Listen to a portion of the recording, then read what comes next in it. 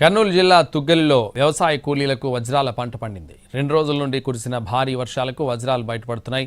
జొన్నగిరిలో ఓ వ్యక్తికి వజ్రం దొరికింది. ఈ వజ్రాన్ని అనంతపురంకు చెందిన వ్యాపారి 5 లక్షలు ఇచ్చి కొనుగోలు చేశాడు. గిరిగెట్లలో మరో మహిళకు కూలీ పనులు చేస్తుండగా వజ్రం లభించింది.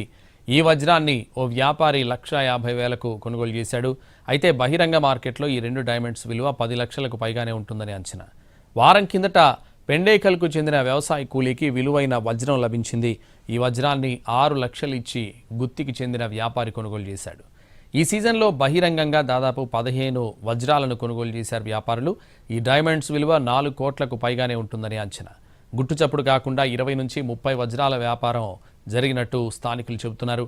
సుమారు 8 కోట్ల నుంచి 10 కోట్ల విలువైన వజ్రాలు చేతులు మారినట్టు బహిరంగంగానే మాట్లాడుకుంటున్నారు.